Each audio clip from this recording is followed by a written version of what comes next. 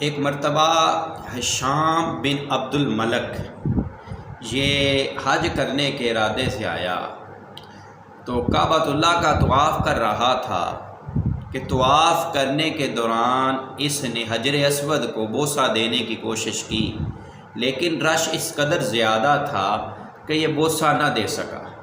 اس نے دور سے ہی دونوں ہاتھوں کو کھڑے کر کے استحلام کیا۔ استحلام دونوں ہاتھوں کو حجر اسود کی طرف کر کے اس طرح کر کے ان کو چوم لینا، اس کو استحلام کہتے ہیں۔ اس نے یہ معاملہ کیا، ابھی طواف کر ہی رہا تھا کہ ایک خوبصورت نوجوان بھی طواف کر رہا تھا۔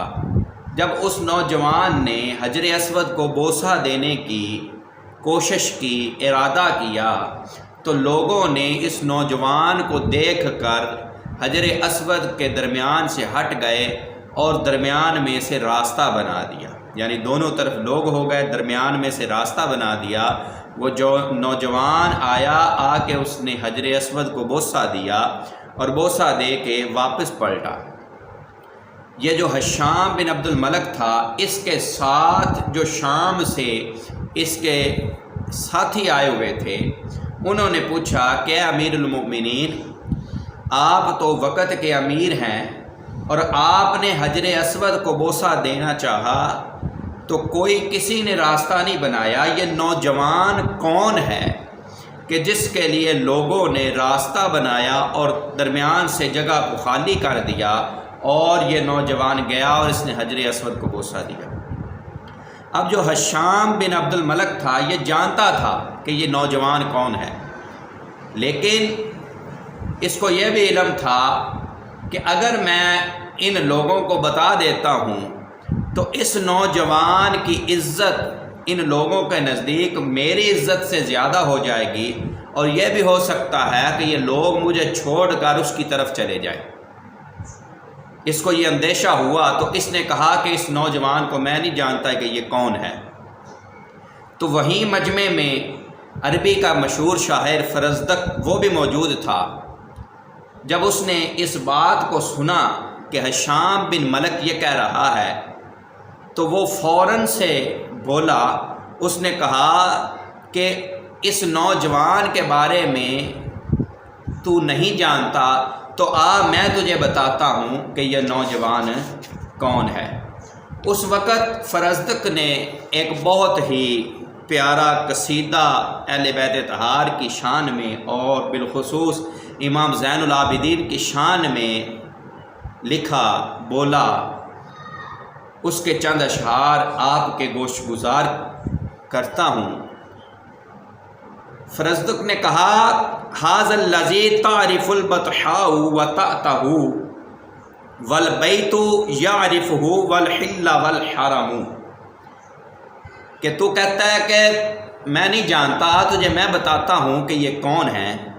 فرزدق کہتا ہے یہ وہ صاحب ہیں جنہیں وادی بطحاء بھی پہچانتی ہے، یہ وہ صاحب ہیں جنہیں وادی بطحاء بھی پہچانتی ہے اور ان کے قدموں کے نشان کو بھی پہچانتی ہے۔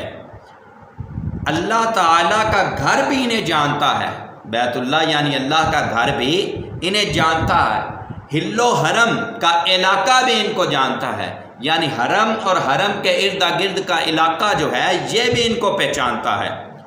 ھذا ابن خیر العباد کلہم، ھذا التقی النقی الطاہر العلم، کہ یہ اللہ تعالیٰ کے سب سے بہترین بندے کے صاحبزادے ہیں، یہ پرہیزگار ہیں، پاک و صاف ہیں، بلند شان کے مالک ہیں، بلند شان کے مالک ہیں۔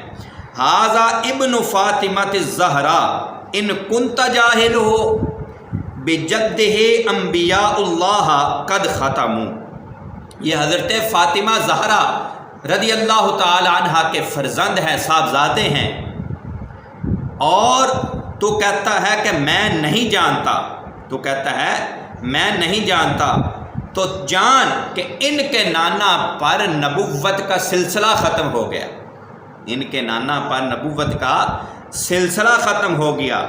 युबय्यिनु नूरद्दुजा अन नूर तलअतिही कश्शम्सि यंजाबु अन अशराकिहा ज़ुलमु।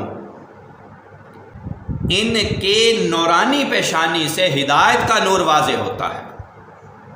जैसे सूरज अपनी किरणों से तारीकी को दूर कर देता है, वैसे ही इनकी नूरानी पेशानी से हिदायत का नूर वाज़े होता है, यानी कि लोग हिदायत पाते हैं इनकी पेशानी के नूर से। फिर आगे कहता है युगदी हयाअम व युगदी महाबतन फमा युकल्लिमु इल्ला हीना यतबस्समु।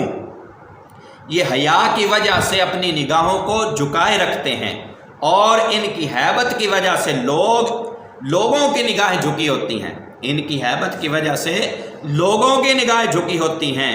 उनके साथ उसी वक्त बात की जाती है जब ये मुस्कुराते हैं, यानी कि उनके साथ उनका रोब व दबदबा इतना है कि उनके साथ कोई बात नहीं कर सकता, लेकिन जब मुस्कुराते होते हैं उसी वक्त इनसे कलाम किया जाता है।